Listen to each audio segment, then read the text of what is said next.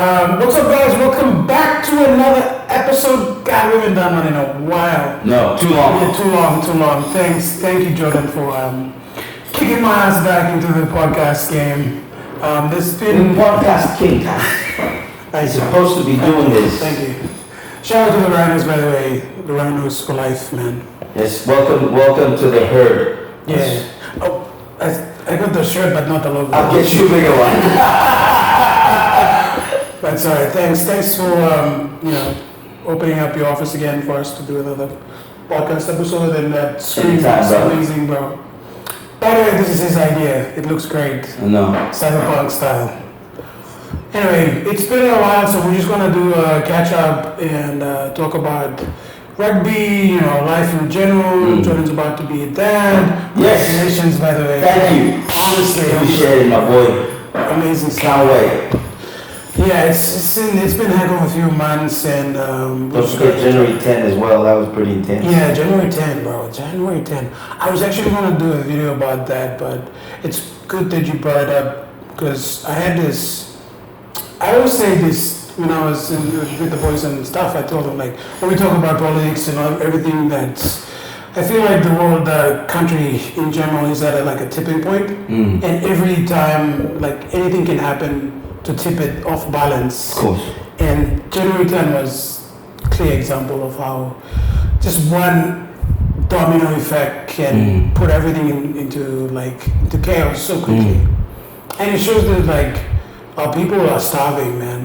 They just want to be able to eat and provide for their families and then just one. You take away the law enforcement, even though the few numbers they have, they kind of hold together the little civilized brains that we have, right? Yeah. The order, even though they are outnumbered, the few they have, they're very powerful, right? So when they did that little strike, because there was a glitch and they didn't get paid on time, and then that kind of drove everyone opportunists to break into shops and cause all of that chaos and mayhem, and that kind of almost went into a national thing where everybody else in the other centers. Correct. They got wind. Yeah. They got wind, and they were like, okay, this is our opportunity, and it shows that PNG, if we were to stand together for something, we can. True. Yeah, we can. If you saw it from that perspective, 100%, we rally very quickly. Yeah, we can rally very quickly, but unfortunately it was for the wrong reason. Correct. Yeah. Well, it's always easy to do wrong. Yeah. What do you think about that? That they were... Well, it wasn't just the people. The thing that really, I guess, affected, got to me was how easy it was, not just for the for those who are starving, those who lack a lot of opportunities to actually go into a store and do what they did, burn things down, trash the place, rob it, whatever you can, ransack it, whatever you want to call it. But it really brought to light people that you typically would not think would do things like that. Yeah, they were. The law-abiding citizens, and if you look, and honestly, I really hope the law catches up to these people one day. I think a few of them are already behind bars. Good. You look at, with technology today, everyone's got their camera out filming anything and everything. Yeah, it's especially those ones. Yeah. And you had these guys with, we're looking, and I think it was the one when they were ransacking the Brian warehouse, the ones at Geru Stage 3, Stage 4. Dude, we're looking at people with proper cars, Ford Rangers, Raptors, and Hiluxes, and people who are actually really, really well off. And the story even ripples through with guys as far as people in the church, pastors and pastors' children. There was this meme or this image of a guy with the store, what do you call those tags, on the shirt, and he was in church on Sunday. Yes. You can't be serious. How could you want to still go into church, man? I know. But man, that just truly uncovered where our basest behavior is from. As a Christian, the Bible says all have sinned and fallen short of the glory of God. So we're all sinners, and our immediate inclination is to do wrong. So that just exposed what the true nature and heart of man is, right? While for those that tried to do something, tried to hold back, I think it was really like kudos to them, but it was just really tragic how everyone took that opportunity. And it should never be forgotten, that January 10. It shouldn't. This should be something for the history books. Our history lessons should be rewritten to capture that, and we've got enough information available to actually properly document how all that went down. Yeah, true. That's an interesting thing too, though. Our history is not really taught. Like, we don't know how our ancestors did the first terrains and cultivated the land. How they did trade. I mean, there is the Humanizing trade, and correct. That's still being preserved and practiced every. And I love it. Yeah, I love that it is. But unfortunately, it's not the same for all the other provinces that have very rich history, but it's just forgotten. Absolutely. And it breaks your heart when you start to see things in that sense, because there's so much that people need to be educated on. Yeah. With how far the country's traversed since independence. I'm still learning about things that predate independence in terms True. of the people that were part of building this beautiful country that we call home. I love Papua New Guinea. As imperfect as it is, this is always going to be home for all of us. Of course, yeah. And I think to navigate the future, it's always important to understand the lessons learned in the past, right? And as an architect, we learn a lot from our culture. We learn a lot from our traditions. We learn a lot from how our people put things together. And there's just so much untapped things that are out there, that should be brought to the forefront for our people to learn. Identity is a big thing. I mean, well, you're from Chimbu, and do you know how your people lived hundreds of years ago? Do you know how they did shifting cultivation? What did they do exactly? That's the thing. I have very limited knowledge on that. I know what my grandfather told me, and before they did a lot of trade, and they would go from village to village. Yes. And exchange seeds and exchange fruits and exchange there was a specific type of banana in our village that I remember when I was a kid. I asked how did this grow here, and then they told me we used to do that before. And then the common thing was with marita, the Marita, yeah. So it used to not grow, it used to be grown in one particular area, of the highlands, but because of trade now it's spread out to a lot of places, and marita is being enjoyed, and even to the coastal parts now. Correct, yes. And it's grown, and it's not the plant has its different types of mutations depending on the environment that it's grown in. Correct. And it bears fruit to yellow ones and red ones, and the seeds a little bit thicker in one province. I have seen the yellow ones, yes. The yellow ones actually grow in our village too, and where I come from, the ones that we have is a little bit thinner, and we'll see by NGLM, they're a lot smaller, but there are parts of the islands, if you go up to Hagen and Western Islands, and if you go up this way, the marita is really big, and the seeds have heft to it. You see, I did not know that. Yeah. I did not know that. It's only because of these festivals that are out there, the Hiri Moale, and then we've got the Kula trade in Millen Bay. Yeah. We've got there is an existence of trade that happened where you're from, and all the other areas that I think need to be really brought to the forefront. We've got so many beautiful things that people need to start grasping upon. For me, what happened in January 10, just segueing back to that, was I saw a lot of disenfranchised people. I saw people who didn't have an identity. I saw people who just didn't know who they were. And over the years of living in the city, seeing and doing the same wrong thing over and over again, they're just desensitized to wrong. That's all they know. Correct. That's it. That's all they know. So, if anything, that to me was just the tip of the iceberg. Yeah. If there was another event that happened very similar to that, if our police, if the police decided to do that along with the soldiers, you know, how far is this consequence going to go? Like, Sure. how much more far-reaching will it reach? You know, if they continued their strike a lot longer, we heard reports of these people starting to go into neighborhoods, into residences, Yeah. you know, and like that's another level altogether. Oh, man, that's so scary. Like, I honestly thought it was gonna be in a week, and we were gonna be like one of those Venezuela's. Yes. The Venezuela situation. Yeah, man. Yeah. And it was going to lead to a currency just tanking. I'm an overthinker. I know. I anticipated the worst, and I stocked up, man. I kid you not.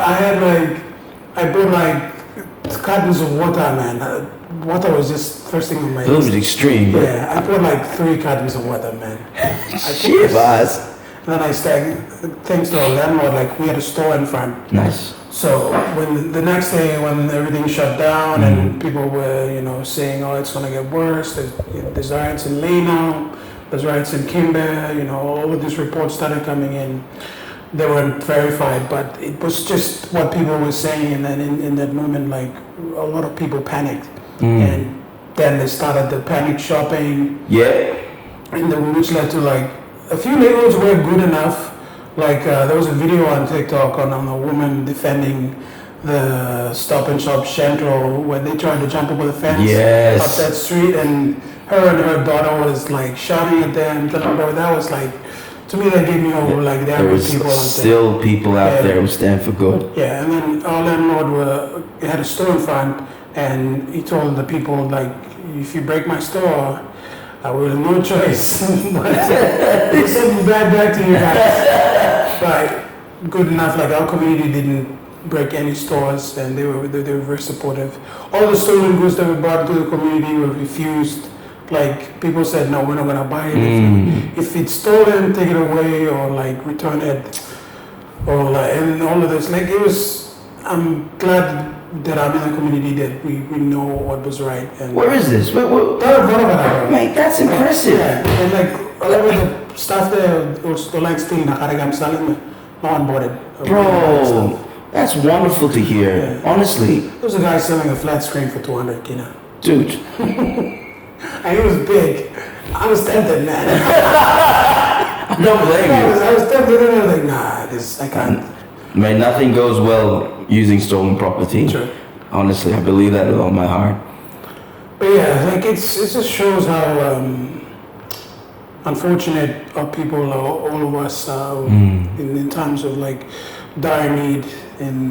But the positive side I'm thinking of is like we can rally. Yeah, We can. that's true. Yeah. You know, we did see that, and I think if someone can again use that, come up with a reason for people to rally, but for the good. Yes. You know, if we could come together to try to make our country better, you know, and I think we have that potential. Yeah. You know, I mean, they would have seen all these things on social media. How did the guys in Ley and Madang, Rugby, whoever they were doing these? They saw all the stuff online, and they're like, guys, we can do the same. Reverse that, put a positive message in there, start getting people to wanting to do something right, and let them rally behind a cause that truly defines, you know, who they are as people, as a country. Maybe something good might come out of it, man. Yeah, it will be. It will be. We just need the right person with the right message Correct. to drive the people. People are just waiting for direction. No, 100%. We're just hungry and just waiting for the opportunity. Yeah. Staying away from that. I'm not going to do the next one, which is the rugby situation. Oh, that one. Man, tell me about it. Hong Kong Tens. Hong Kong First of Tens. all, I had no idea they had these competitions until you went and played. Mate, in all honesty, I didn't too until we're told we're going to go play for Hong Kong, this particular competition in Hong Kong Tens. My guy, you know me as a person who enjoys training. I'm very physical, and when it comes to how I take my training and sports as well. Yeah. Rugby union is just it's just a hobby that I enjoy and I passionately Yeah. play it. You know, you give me anything, I will pursue it passionately. So Hong Kong Tens, whole bunch of the boys were selected. Majority of the guys came from Port Moresby, a couple of guys from Ley, and in all honesty, we could have been a lot more better prepared. Yeah. But we needed to go there. How long did you guys We were there for a week. No, like before that. Before the preparation? Yeah, preparation. My guy, probably looking at around 6 weeks, should have been longer. Okay, yeah, sure. I felt we needed, me personally, this is my personal opinion, as someone who's been a part of this program for a while now, like I would have loved to have been more better prepared. Yeah. Physicality, just the mental strength, the fortitude, we needed to be tested more, truly pushed to our limits. And I think we have the avenues here in the country to do it. I just think we needed a lot more vision in how that program is executed. And I think it's work in progress. But I'm really grateful that we went to Hong Kong. And a lot of people say you wasted time, wasted money, blah, blah, blah. Yeah, and everyone has a right to their opinion. Yep. That's why when we started to get a bit of feedback on our post on Nova Lesman, I said, bro, let the people talk, man. This is good. They have it's in the public square. They have the right to their opinion, and I respect their opinion, you know. And we went and we learned. They taught us some really good lessons. True. We saw immediately where we're lacking. And if people don't realize that any competition, we've been out there in the sevens spectrum for a long time around the world. Yeah. This is the first time we actually had a team, a tens, or at least something close to the 15s game that most of the boys in that team play. This is the first time in how many years, since 2014, since we went out. So this was the perfect litmus test to see where we're at. Now it puts a challenge to every single one of us that went out there. Come back, get back to work, do what you need to do to get us to that place where we need to, not just for the players, but for team management as well. And it doesn't take much to motivate me, man. Like, I'll be honest with you. Going out there, seeing where the levels are at. Like, I'm an aging rugby player. I don't want to play rugby for the rest of my life. It's a hobby, but it's a hobby for you, I love the challenge. You know, you enjoy that. You revel in that. And with that kind of knowledge, I know all those boys have come back with lessons. And I know they want to do better. I talk to the lads a lot. We reflect a lot on that particular week in terms of our preparation, our mental toughness. We're playing with some world-class players. Oh yeah, of course, man. You know? It was like on a world stage. 100%. I'm gonna say, like, I watched the games, and you guys you had some really moments where you shined, like, especially in hitting hard, you know. Thanks, brother. We're known for, like, hard hitters. Yes, we had our downfalls and whatnot, but we had potential. No, brother, 100%, and I really appreciate that, Matthias. I honestly believe a lot of our people believe and saw potential, and they supported us in that facet. And like I keep telling, I would love to tell people who continue to like pile on criticism onto the team, onto the group, like, please do so. The team's always the humility quotient that the team shares is extremely high.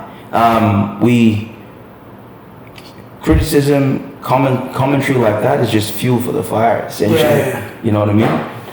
And I think for us to move forward, we just keep feeding us with that, with all that. I don't have any issues with that. I know the lads don't. It just makes the boys want to work harder. There was a point I was going to say that I forgot.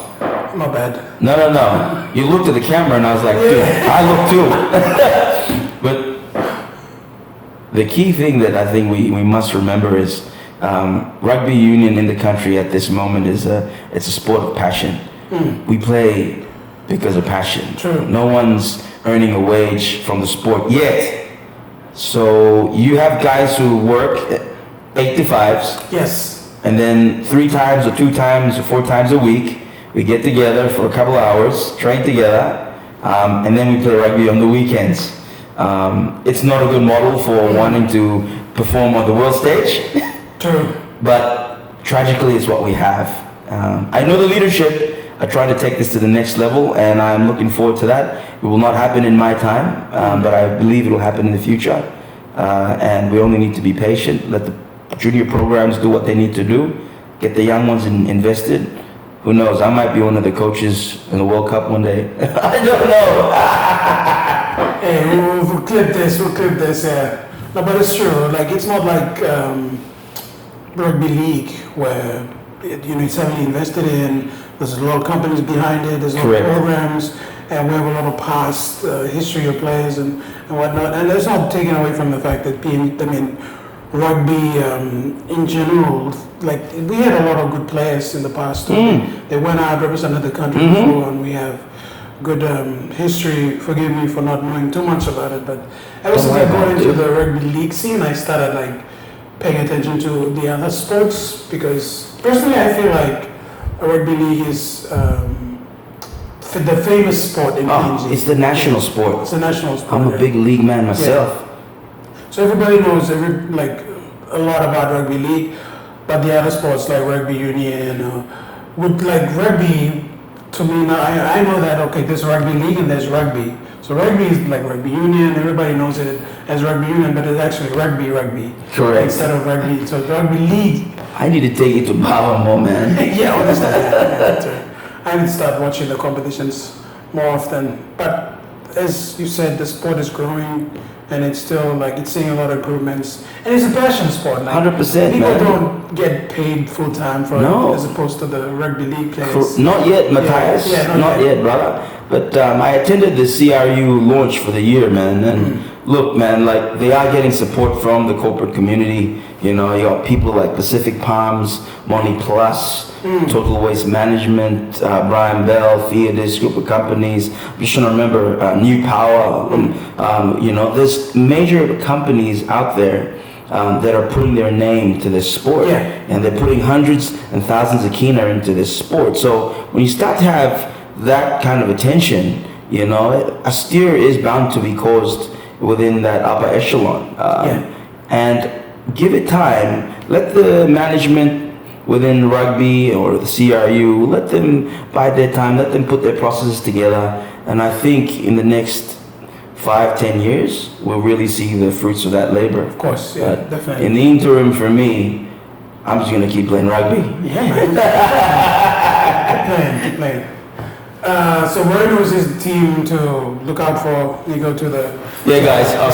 Just so they know, Rhinos is a team just made for forwards. We like to play sevens with the skinny guys. That's all it is. It's not an actual team to take part in the competition. It's only for the short little sevens competitions that pop up throughout the city. Right. Okay. It's funny, man, because you've got all these guys who like play prop, seconds, flankers, back, typically front rowers, right? Yeah. And you get them playing a sports like sevens against speedsters and lightning fast people, right? Yeah. And you got these guys that literally, they smash us all the time. 80% of the time they get us. But the games that we win, bro, they are ones to watch. Sure. Even the normal competitions that we play in, but it's just fascinating. It's a joy to watch a big guy run into 5 people, It is. It's funny as heck. Like, seriously, I recommend coming to those sevens games when the Rhinos are playing. You're a Rhino now, so I'm going to make you a group photographer, videographer. Of course. Done, bro. The one with the motor and... Oh, yeah, that one. Yeah, the facade. I'll send you the photo. Oh, my word.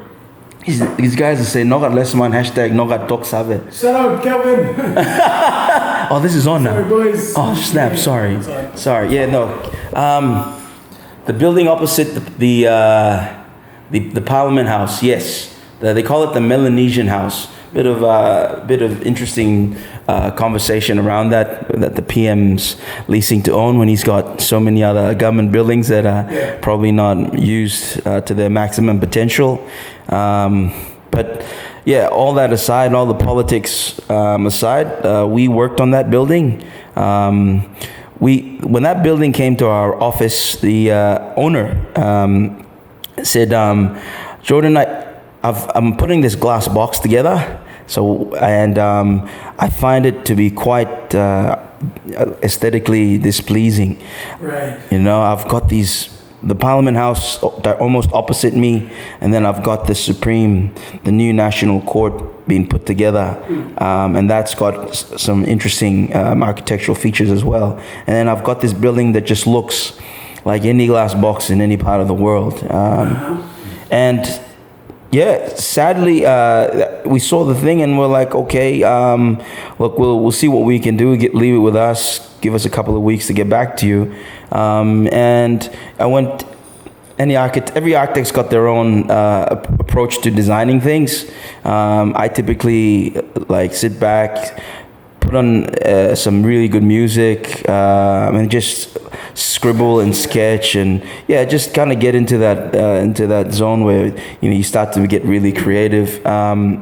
Something that we learned in school, and a lot of my sketching and my sketches, I try to zero in on traditional cultural aspects that are that relate to where the building is going in. So yeah, man, I'd probably have my computer on with a whole bunch of Pinterest or Googled images of traditional Melanesian architecture. But this one, I really wanted it to have a sense of place, and I knew that we could only do something aesthetically, because the building is literally being done, being finished. So whatever that we had to do is 100% non-structural aesthetic. It's just going to be a surface thing, but at the same time, we've got to put something that looks like it's always been there, supposed to be there, So that's the architect's challenge all the time, and we try to make sure that it doesn't look like an afterthought. The last thing you want someone to tell you when you're putting a building together, especially when it's a refurbishment or some sort of a remake,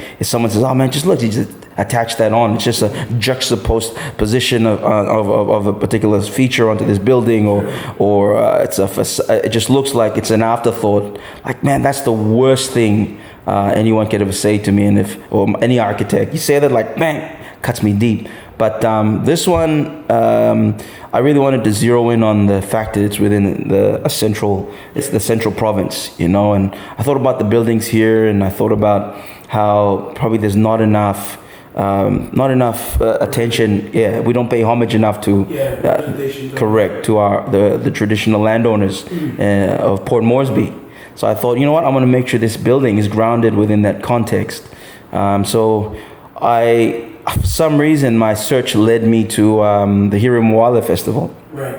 And I looked at the imagery, I looked at all the beautiful, traditional designs, the Lakatoa itself. I looked at the traditional wear, the Hiri Queens wore as well. And then I came across this particular design on one of these queens. I'm not sure exactly. Is it a tattoo? It's a tattoo, yes. So they've got these, all of them have different patterns, I think, representing the different clans where they're from. So I got her image, printed it out, with her permission, started to come up with abstract art just derived from her traditional tattoos. Right, and the more I started to work the concept and the abstracting process, so abstraction is pulling out the essentials of something, right? You're not losing the identity, you're just getting the most essential elements of a particular object. So you still see the object after it's abstracted, right? So that's essentially what I did, and then the more I worked on it, the more I realized that what we're trying to do on the building is essentially putting a tattoo on a body. Yeah. Do you know what I mean? Because a tattoo is non-structural. Yeah. A tattoo is 100% aesthetic. Tattoos can be washed off. Tattoos just get put on the body wherever they need to be. So the more I worked and the more I realized, goodness me, this is, it's almost logical. It makes perfect sense on the body. Tattoo on body, tattoo on building, yeah, brother. And that having that mind, that approach, then led me to coming up with a way to put it onto the building. And the thing I liked about when the tattoo is on someone, tattoo is not a flat object because it moves with the person as well. It's 3-dimensional. It's got life once it's attached to a body. So we wanted that building to kind of display some sense of life as well. So we designed these, I call them the tattoo panels, right? To like be almost three-dimensional in nature. They're not flat, right? Oh, they have this. They do have a rib, like they're bent. For a couple of reasons. I knew that if I put a flat object, the chances of it being blown away, or who knows, it just structurally, you'd be up there with strong gusts of wind. I was just making some assumptions, and just to help with the rigidity, to help the engineer put everything together, I said, look, we'll put a rib on this thing, so it's a rigid structure, right? And then we can have a way to fix points on the end. So the end, what you see, if you come and look carefully at the building, you find there's a rib, and then it just kind of falls away. So there's a pitch, rib, and then we've screwed pretty much into a frame the panels themselves. So they're just lightweight aluminum panels. They're all done in China, shipped over. We thought we'd put different colors, but we found that the colors just made it look really tacky. So we went with just one uniform color. It was like I forgot the color, the white that went onto that, this powder coat. But I told them specifically, do not put them all, don't cover the whole building with the panels. You've got to allow for a space, so it breaks up that, continuity. I don't want to just look like one massive thing, and plus, you want to be able to look outside from the office as well. So you see slivers of light, window space, the panel, again, pattern just repeats itself. And lo and behold, that thing went on the building, came out. I thought the result was turned out rather well. But that was quite an interesting project. I'd love to do another one like that, but probably this time I would have loved to literally do that at a more integrated approach from the start of the project, involving the entire building in itself, and then it flows to the the sunshades and every other element related to the building. I mean, that's every architect's dream. I'm going to bring you some of my projects, though. There's a couple of ones that are coming out that I think you'd really enjoy. Honestly, tell me about one. Like I saw one that you were building to the wall with the wall. Yes, a cliff face. It's almost like a cliff. Yes. That looks interesting. Matthias. So that one, my guy. On our socials, we worked on a project at Davatari. It's called the Shard. And is that the one that you from that that stone, correct? There's that shard. You'll see it. I bring up the stone every single time. I tell all the graduates that work with me, when you go to site, pick up something from that site that connects you to the site. The project's interesting, but the client went in, says, Jordan, we want to refurbish the existing building that's there. And I said, not a problem, Chief. We'll refurbish it for you. Like, we'll put it together, do the drawings for you, as builds, do what we need to do. But the problem with the refurbishments is this, which is a bit of architectural advice for those of you who want to redo old buildings. A lot of the buildings are more than 20, 30 years old. The moment you start ripping out block work and ripping out panels, you discover problem after another problem after another problem. It's almost endless. By the time you've rectified everything and got your building complete, you'll probably drop more than $1 million kina on something. Like $1 million kina could go a long way. To do a whole new building. That's probably 20% of a brand new 3-level building already gone in terms of budget, right? So I think when that started to happen, the client realized, I'm tossing a lot of money into this thing. Show me what it would be like if we built something new. Bearing in mind, we were building into a hill or a cliff.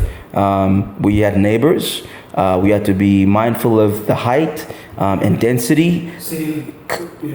All that, brother, that comes with putting a building of that nature, multi-story. Physical planning, and we'll be looking at how many car parks you could fit into that place. Building board will be looking at the constructability of the building in itself. So, we've got a lot of these statutory requirements to fulfill, but we also have to have the creative brief that needs to shine through with everything that we do. You know what I mean? You want your identity. You want it to be special. Right, you have it with the work that you do, your edge. We wanted that edge as well within this particular project.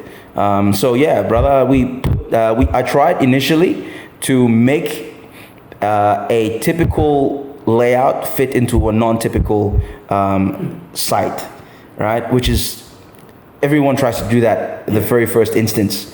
But as you do it, you'll find that it doesn't meet the brief. It struggles to meet the just the overall form of the site itself. It's just a challenge the moment you start to put things together. Immediately after a day of trying to workshop this to work within this non-linear, non-typical site, I knew that we needed something. And dude, it's just one of those days. You're sitting down, you're stumped with ideas, you got a cup of tea, and then you look, and then you suddenly see something that, hang on, what is this? You know. So I looked across my table, which is not this office, but my old office, down in Delhi, and I looked at that piece of rock, that shot, and I looked at it again and again, and then something hit me, right? I said, what if I decided to follow the geometry and the form and the actual site itself, right? Just like this thing that looked like it would have literally, like just like this object that I pulled out from the site. Yeah, brother. So went straight back into that workshop mode again, pumping out ideas, sketches. I'm a sketch man. I draw all the time before I even try to digitize anything.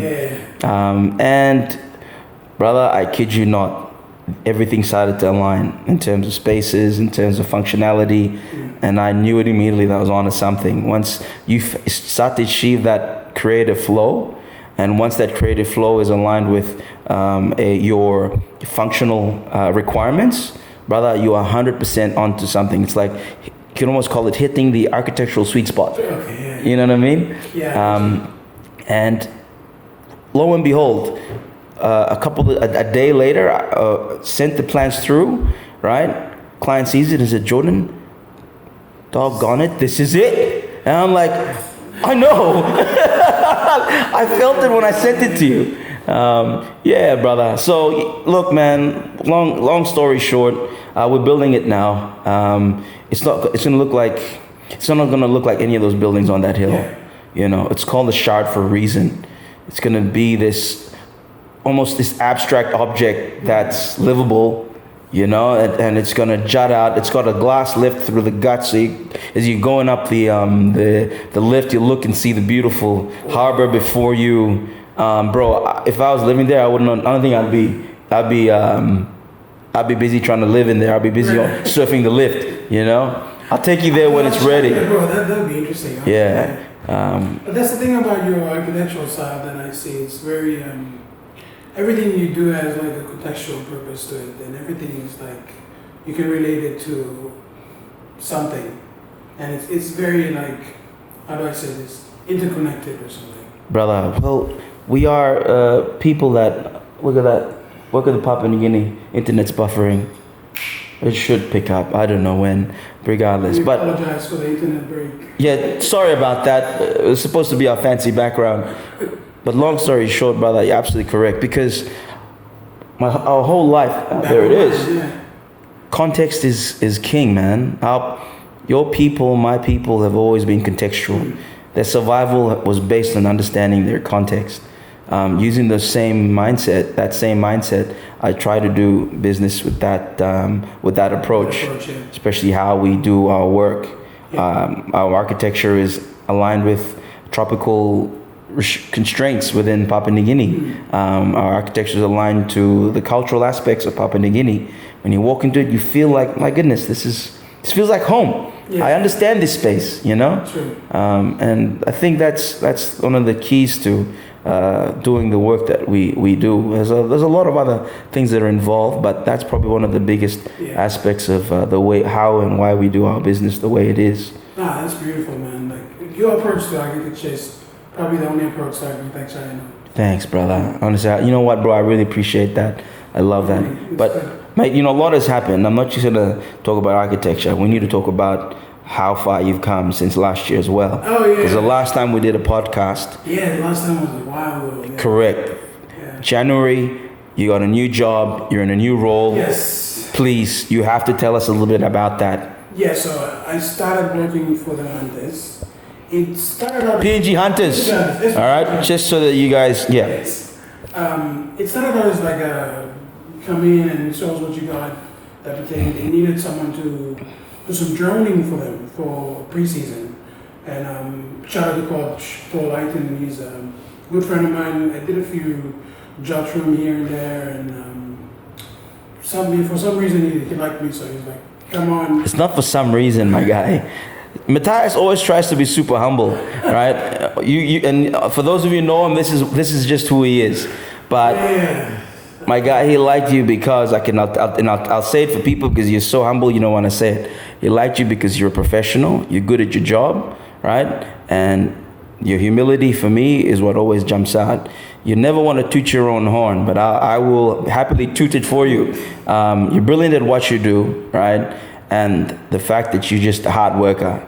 You remind me of this, man. You may not be the sharpest tool in the shed. You're like a rusted nail, right? But you keep on banging at that thing, hitting that nail becomes functional. It'll go straight through the wood and hold everything together. That's a great analogy. Thank you. I say that because that's just how I see you. Sure. You may not be the sharpest tool in the shed, but you're willing to work hard to make up for what you lack.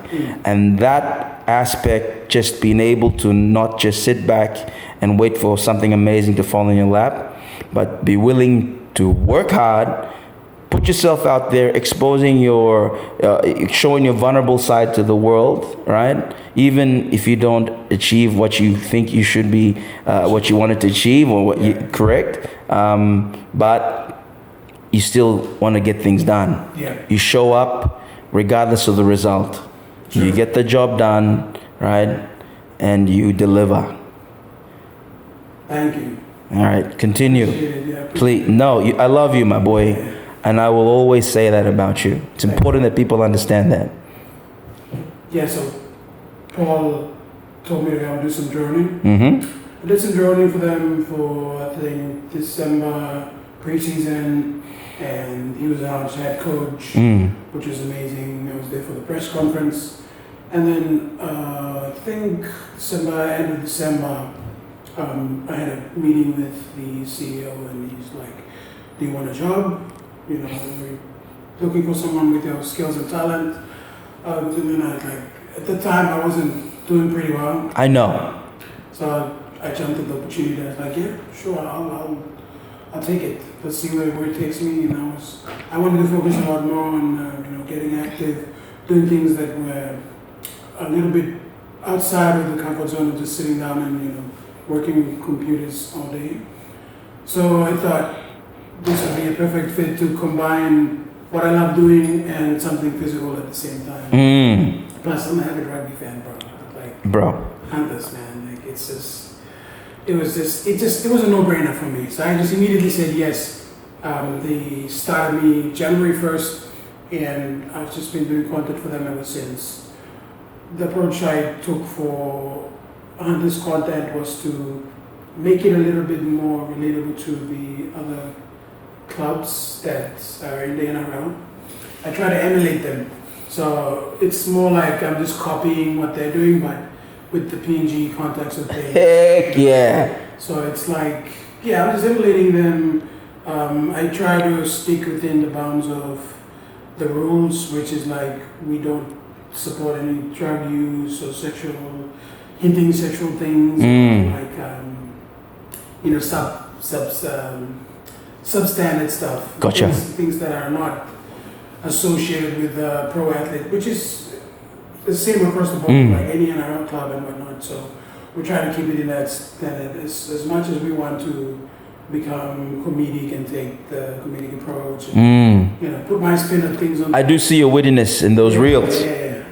There's a few in there, but I can't really go all out and pull all of that because there's like bounds that are in place because of the representation of course, the brand, so I have to protect the brand image.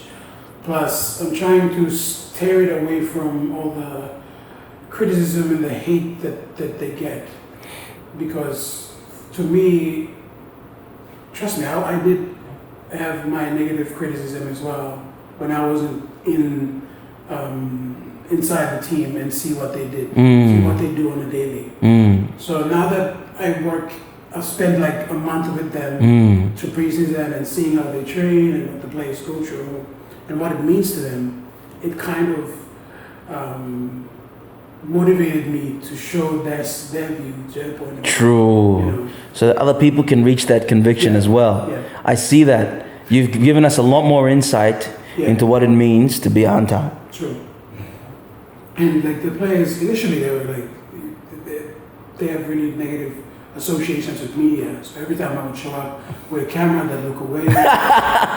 This guy, we don't want to see that guy. Or like, like there's a lot of negative stuff. So I just accepted it. Like I know it's very weird. So I keep my distance. That's why you see a lot of times like it's not the cameras. I mean now it's up in their face and they're smiling at the cameras, and it's because I've kind of slowly stepped towards the zones, the comfort zones, and trying to make them comfortable in front of the camera, so that they too themselves can build their own personal brands. Correct. Which is something I've been trying to educate the players to do, because they're athletes and they have to have their own presence, they have to have their own brands. It's important for them to actually put themselves out there, because Panthers is a pathway program, and if they market themselves well enough with their personal brands and their PR, they might get their own sponsors, they might become brand ambassadors. 100%.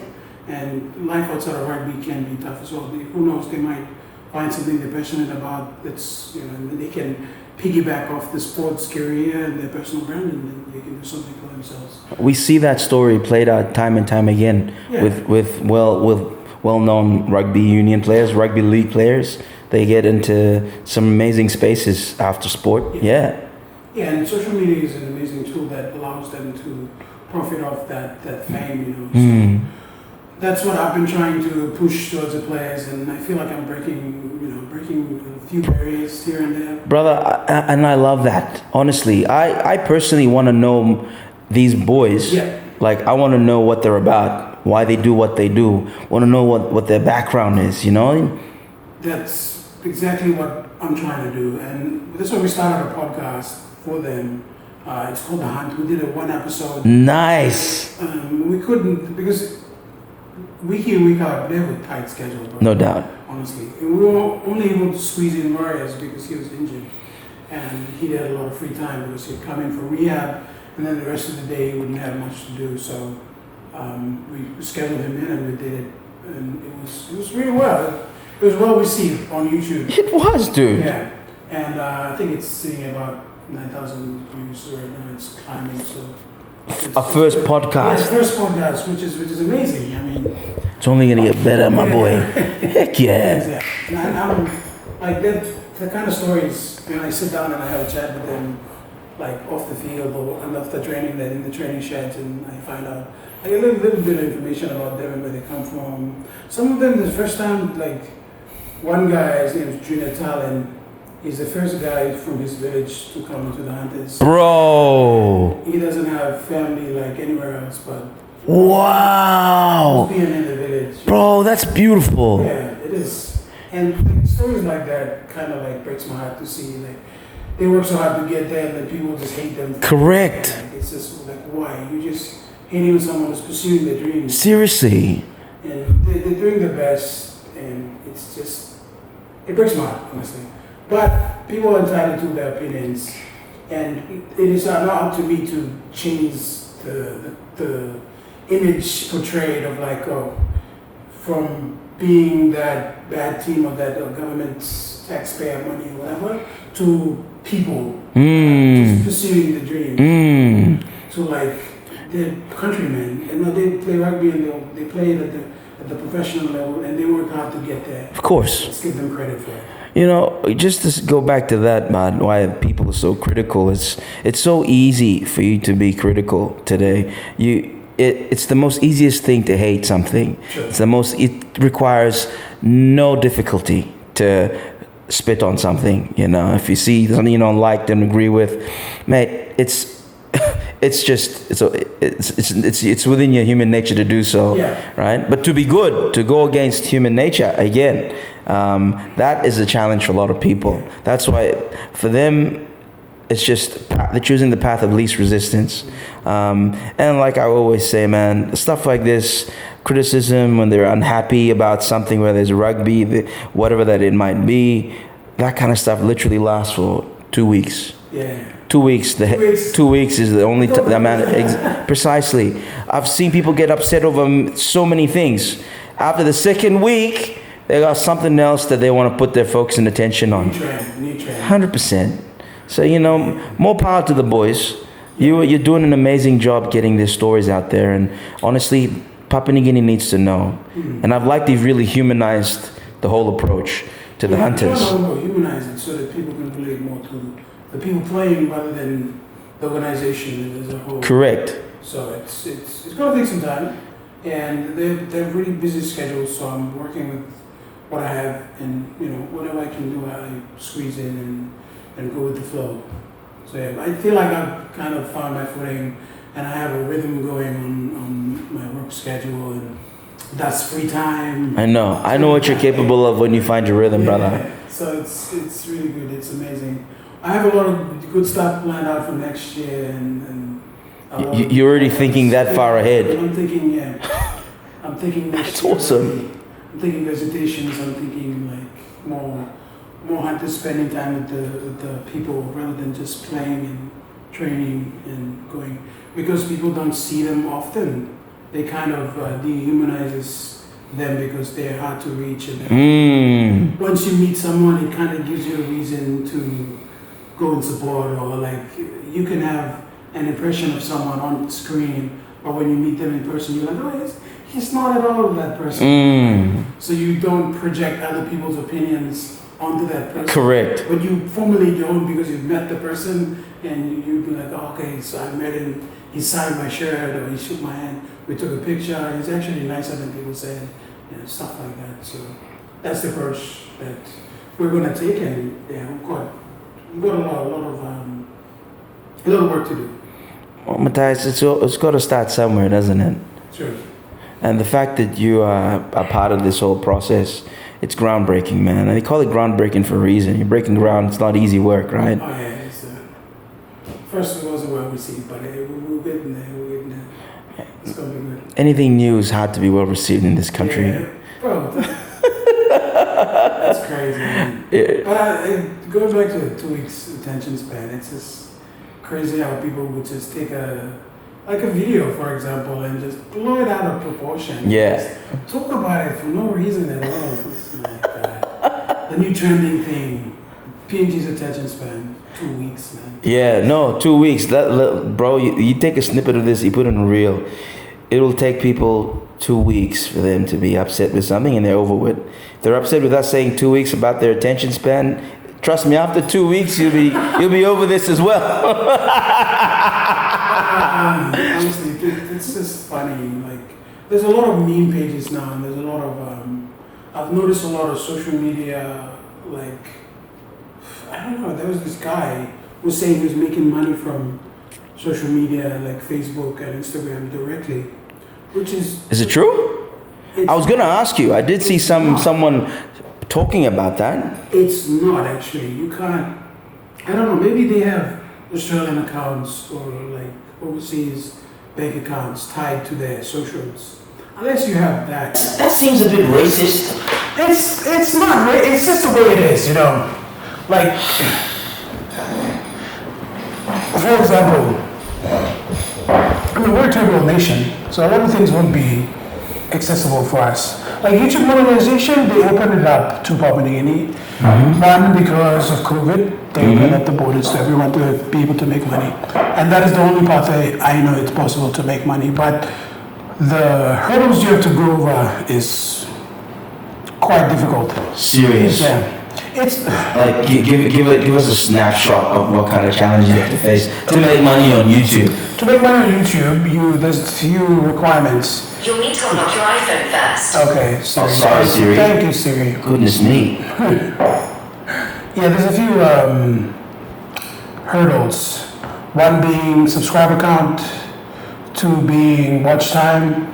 So there's like 4,000 watch hours in a year.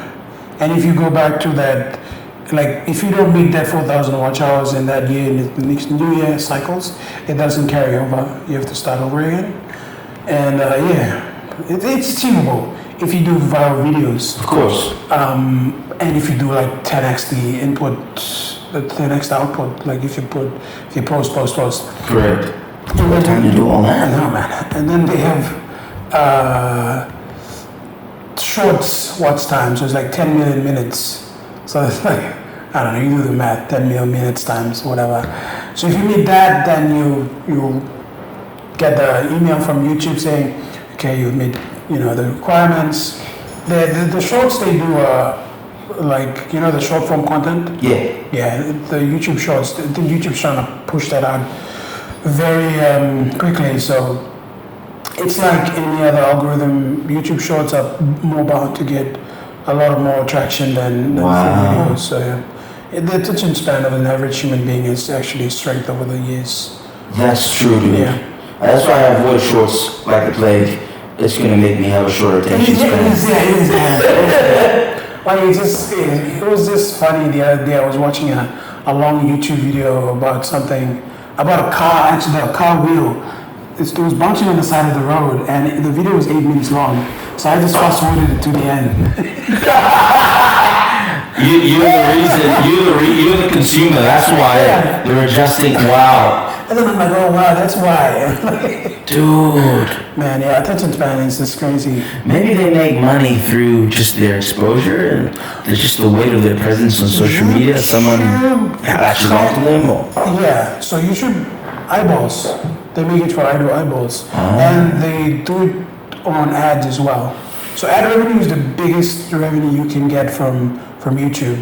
So if you how do you get ad revenue into the stuff that you put on YouTube? So if you watch a video and there's an ad that plays, and you wait and you skip, that's like counts as a view.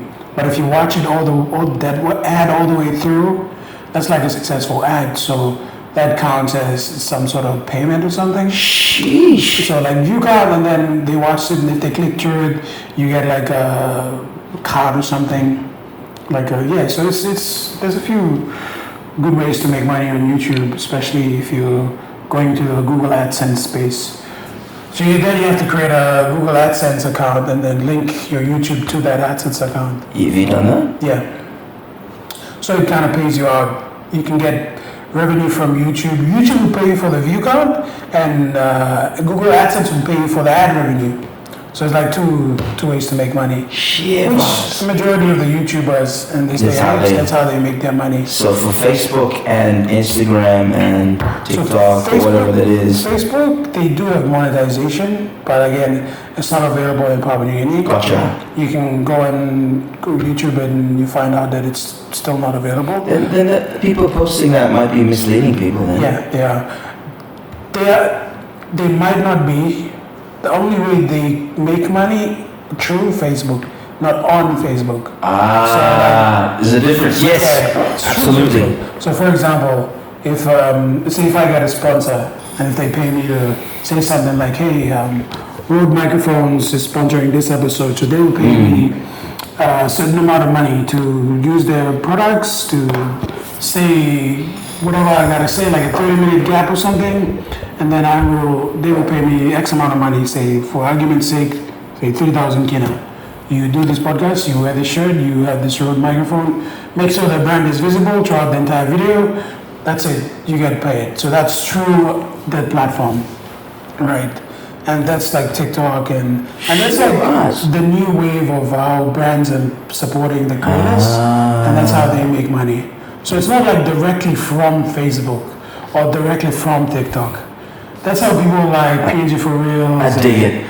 All of this like Cabbage Gang and all of this other creators. That's how they make their money. Now, sorry if I'm sharing information that is not supposed to be shared. I didn't realize that was forbidden information. No, but I don't want to gatekeep. Like it's easy for you to make this kind of stuff now. You can just record yourself, and if you have a good personality and people can relate to you, like this one guy is doing videos of him fishing in West Civic, and I follow him on TikTok. I watch his videos as well. Dude, I do the same thing. People spearfishing. Yeah, bro, it's just so interesting. And he has his phone, he's recorded with his phone, and the phone has that ability to record the front-facing camera and the back-facing camera. So when he's fishing, he's recording both, and then it's just fun. So I go and watch, you see what life is out on the mighty Civic River and how he fishes. It's pretty interesting. So like stuff like that. Anybody, anywhere, if you have a decent internet connection and you feel like your life might not be as boring as it is recorded, You never know. Mind you, there's a lot of people out there that probably shouldn't be pressing the record button. Yep. That is true, yeah. It's just, please. So it looks like this whole year is kind of mapped out for you. I know you went through quite a few things leading up to 2024 when the year started. You let go of a job that you had as well. And like you said, you're on the rocks for a bit. Looks like you're smooth sailing. And now, with what you're doing with the Hunters, how does that fall in line with you still wanting to push out content and continue to just develop your own personal brand? The sole focus for me getting into Hunters was to focus on my weight, to like get it down, to get to a manageable. That's admirable, bro. Yeah, I know you're with the boys. Yeah. The lads told me you do work out with the guys from time to time in the gym as well, because you do have that background. Yeah. More power to you, man. Don't stop. Keep going. Yeah. I try to go in when they're not using the gym. Because, bro, these guys can lift weights too, man. Oh, no doubt. Yeah, bro. Bench pressing 100 like it was nothing. It's like, Shit, guys. oh, man, like you said, yeah. But I try not to disturb their routines. So if they have like a 7 o'clock program, I'll probably go in at 6, do a good workout. And thanks to the physio and the guys there, they've kind of instructed me to do more mobility stuff instead of strength building stuff. Yeah, so it's more, I'm doing more functional exercises. Of course. Like for movements, for ankle mobility, just to get, so that I can crouch or squat. It's squat, of course, I can squat, but like it's more longevity type of stuff, Understood. right? And of course I can still do bench and squats. Yeah, you bet. I still enjoy squats. Strength training is what we do. Strength training, bro. Strength training. I'm gonna never stop that, but I'm trying to incorporate a lot more mobility into it so that I can be able to kneel down and get back up. Of course. Because I have to, kneel down, take pictures. It's crazy, man. I'm surprised you're not taking videos of the boys working out, seeing who the PBs are and who's benching the most and It's interesting you say deadlifting, that because squatting. I did one first. I think one of the few first videos I did of them working out. There was a lot of negative feedback for it. Really? Yeah. From just people, they never work out. They'll always find something to say, man. A lot of the boys, genetically, they're blessed. So once they touch iron, they just buff up super quickly. And with the training regimes and the meals that they have, it kind of really stimulates the muscle growth, like really quickly. So a lot of them, they don't mean to get big. They just get big. That's right. Dude, I walked past there, bro. And they're just strong, so they're athletically they're strong. And once you do a little bit of weights, like strength training, muscle growth kind of like naturally just reacts and they grow really big really quickly. And it's a good thing, and it's also like it may be a bad thing, but all the more power to Otaku, right? But again, like most of them are young, bro. They're like under 25, under 27. That's where you need to be, man. The oldest player we have is like 27.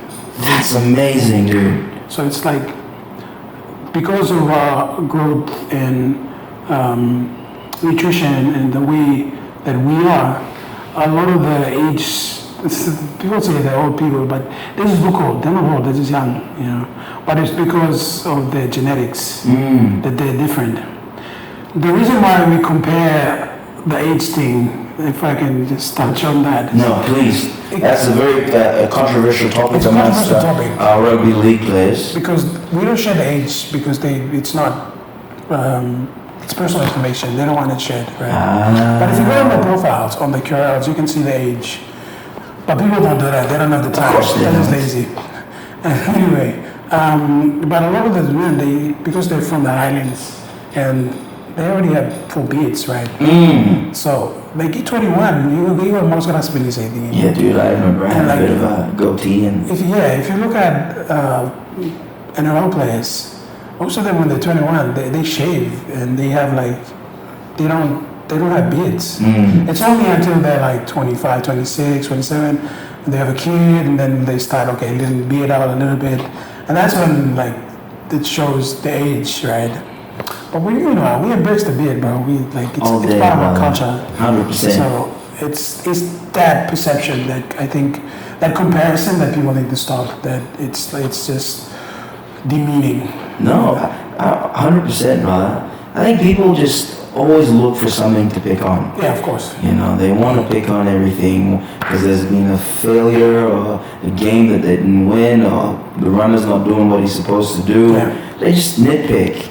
You know, like I said, man, critiquing people, coming up with all this stupid I get really animated when I hear things like that, when people have nothing better to do with their time. Let's forget about them. Exactly. You know, keep doing, but the boys are doing an amazing job, brother. Yeah, they really work hard, and they deserve to be in their sports, you know, because they worked hard for their sports. Yeah. And coach makes them work hard, bro. It's like, I probably shouldn't be talking about this. No, that's good. Coach makes them work hard. Honestly. That's good. They turn a lot hard. They spend a lot of time in the field as well. Matthias, I think it's important that people have that insight, so they understand, you know, the kind of work that's going into this dream of ours, you know? I mean, we can say what we want. PNG wants an NRL team one day. This is foundation work for it. Yeah. You know, Fiji's got teams already taking part within the rugby competition in the Pacific. You know? Oh, PNG Women's, by the way, sorry to cut you off. No worries, man. They had the first, they participated in the Women's Championship, NRLW. PNG represents. What? Yeah. I didn't hear about that. Oh, bro, it's one of, I think it's a new initiative, once in a lifetime. That was the first time, I think, for PNG women to go and represent PNG, like the Orchids. That's impressive. Yeah, that's good. They did pretty well.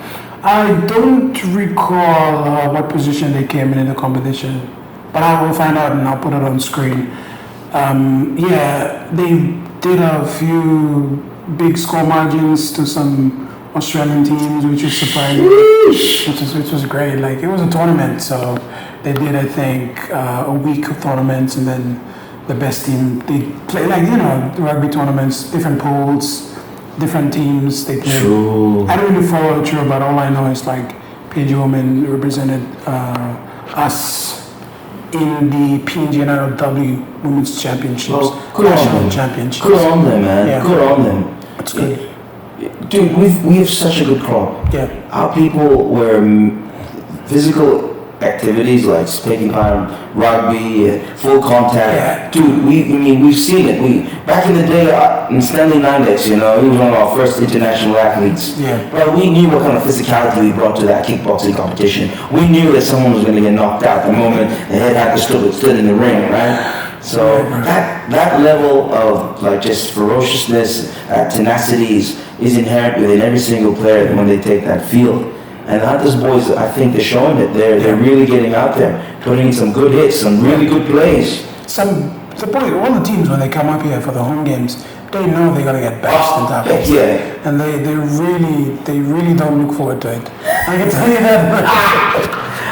I'm seeing, you're right, because there was I don't know, it was a footy show back in the day where they spoke to some of the players that came. I don't know, Nathan Highmark, I can't remember who it was, right? But they said, the physicality that these Papua New Guinean rugby league players display, especially on their home ground, like it's something else. You don't want to run into them.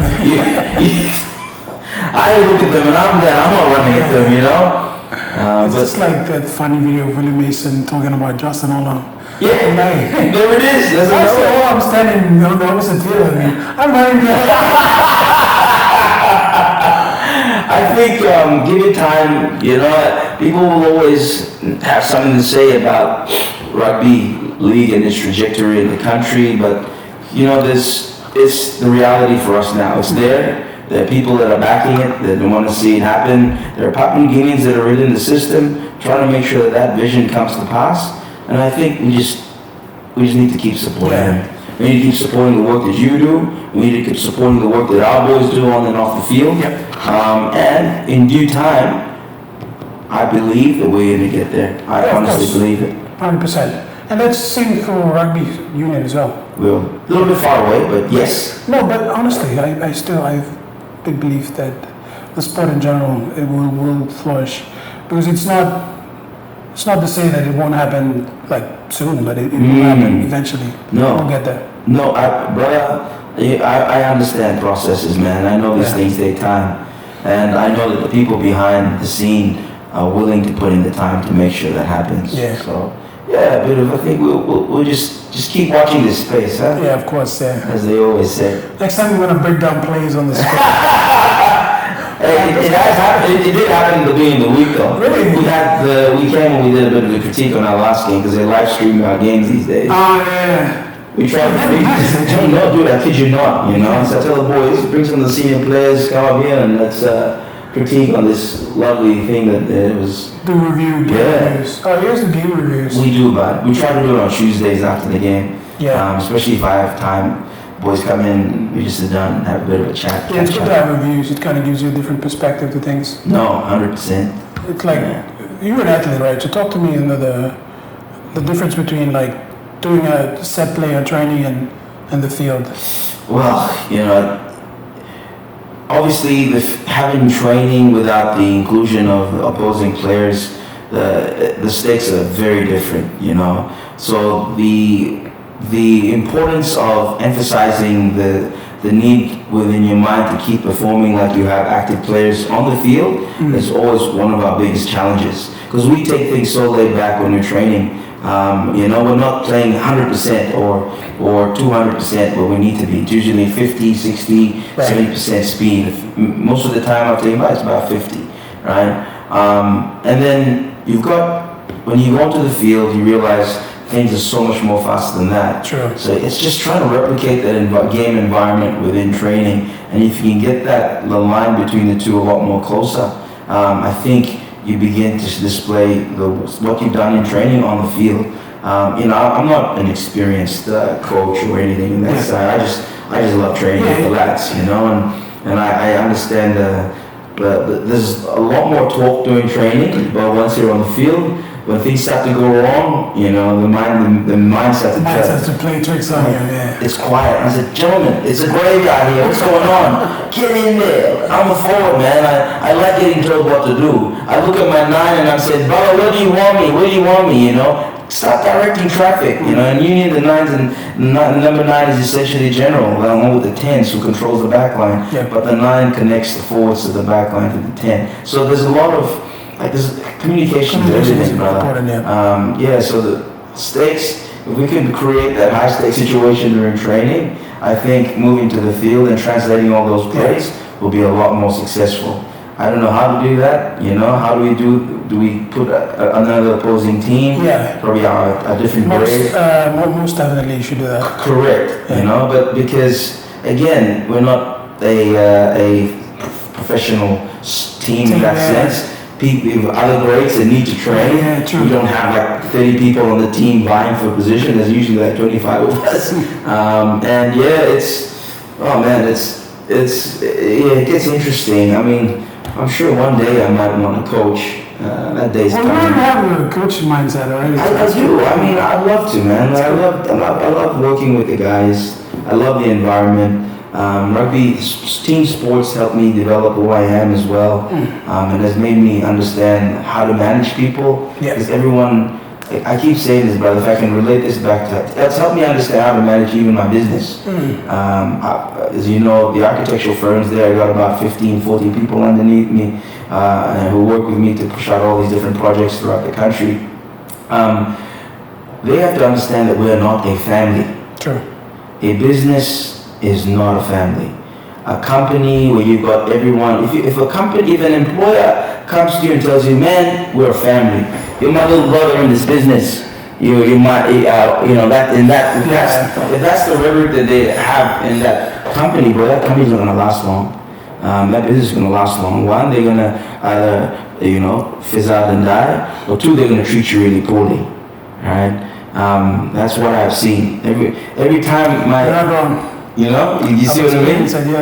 Every time before my manager come and tell me we're a family here, guys. Bro, followed by this statement is, some of you will have to let you go. We're a family! You can't do that to family. You know what I mean? So the analogy I try to get across to my team members is, I tell them, number one, we're not a family. You do not see me as your big brother or a father figure.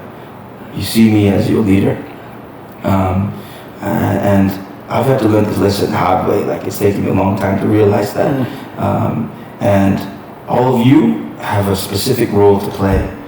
Every single one of you has to perform. You may be different in with your skill sets to your colleague, but you still have a role to play. He has a role to play, she has a role to play. All of you work together. We promote the team into a winning position where we begin to start winning. Whether it's projects or it's rolling over jobs, things like that, delivering on submissions. That is the analogy that I need you to have, is having a team mindset. Because in a family, if someone obviously does something wrong, the punishment is you will discipline them, but you still retain them and keep them because they're in blood that you think. Yeah, true. We don't want that. That mindset does not work for when you're running a business or working with a team under you. You need to push people to perform to the highest ability. Check the clock. So we got that. Yeah. 8 minutes. Yeah, and like seriously, brother, like with everything that we're doing, it's just a huge learning process for me. And I think this is work in progress. You know what I mean? We don't know everything. True. You don't know everything. Nah, we don't. Like, you think you know something, but then something will surprise you, something will happen, you'll be like, oh, snap, okay, I don't know something. Yeah, no, precisely. I think if you take that approach, you have a lot more to learn. You observe a lot more rather than going into a room and assuming that you know everything. I'm curious to know, Matthias, just what's your approach to trying to keep your work relevant from a global perspective? I'm not just saying Papua New Guinean, I'm saying you have to be globally relevant. How do you approach that? Global, I guess I am a copycat. I would say that... There's nothing wrong with that. No, there's nothing wrong with that. And I own it because I try to do what other people do that's working. And take that concept and again, make it into a PNG context. So, and if it works, it works. If it doesn't, I change one thing, I change another thing. And I'm always changing something. Always workshopping. Yeah, always workshopping. Always workshopping. trialing ideas until you find something that works. Yeah, I wouldn't have a set way. There are consistent things that I would keep. Like my style of editing would be a little bit consistent. The color grading would be a little bit consistent. So few things that are consistent, but the approach of I don't know everything. I'm always trying to learn new things, and it's funny when you're an editor, when you see a video from what you did 2 weeks ago, if you look back at it now, you're like, what the hell? What is that? It's terrible. So I have instances where when I watch my old videos, I'm like, oh my God. That was I would see the mistakes, and then I know that there's growth in what I do and how I can change and how I do things differently. Or if I see something that I did really well in the past, and I stopped doing it, I was like, oh no, I should do that again because this is it works really well. And it's I'm always trying to do something new or incorporate something new because otherwise I get bored. And I'll be like, this is what I want to do. I know. New. Yeah. So when I start thinking, I already did this, I want to do something new. It's not that I've noticed this, brother, with you. You don't have a short attention span, right? It's just, you need something that always keeps you on the edge. Yeah. If you're not learning something new, okay. And it's just like the podcast that we do, right? If I keep constantly talking about things that I have no idea on, it will not be great, right? You have to have life experiences to be able to share this experience. And in order to have life experiences, you have to go out and live a life. That's profound, yes. So go do stuff and then come talk about it. And then go do more stuff and then do videos about Correct. it. Go do more stuff and then do videos about it. See, that's the recipe for never-ending content. Yeah. That's why sometimes we take breaks. So if I feel like I don't have, my cup is empty, I can't pour more out to people, I just okay, let me just stop, go do something, feel like pile it on, and then we pull out, no, okay, time to share it. No, I love it. Yeah. This is one of those instances. Yeah. I think I thought it was very important that being where you are today, and the fact that you built up this persona with Noah Lesman, it was only fair that people had the snapshot of where you were presently. Yeah. You owed it to them. I owe it to them, yes. Because you noticed some people were asking what's going on. True, yeah. People actually, I still get surprised when people recognize me and talk about this stuff, or like see me and ask to take a photo. I guess it's just, to me, I don't see myself as an influencer or anything like that. No, I don't too. No. Because then it kind of like takes away from the message of what I'm trying to tell people. Of course. I don't think any of us want to be influencers, brother. No. I like to think of you as a really good storyteller. Thank you, bro. No, I kid you not. Thank you. Yeah, that's one of the reasons why I love being a part of this. You know, what you started with Noga Lesman, it started from the gym. I started to understand what you did, why you did it.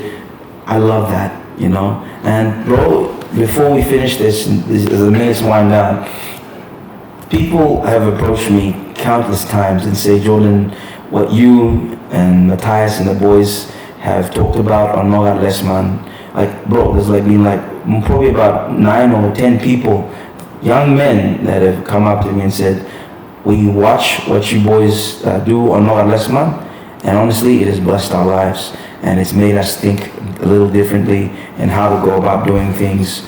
And brother, to be honest, if we did this just for those 10, bro, I could not have asked for more. Yeah, true. No, it's a blessing. It is. I'm blessed to be doing this. Like, It is. And for people to really take away something from what we do or what we talk about, it's a blessing.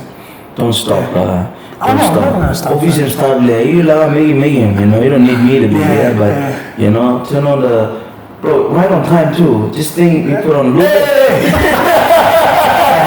Appreciate it. No worries, guys. Anytime. Love you, brother. Let's get something to eat. Alright, guys. Subscribe, go comment. Follow this boy. It's a long one. Follow Let's It's a long one. And go Rhinos. Go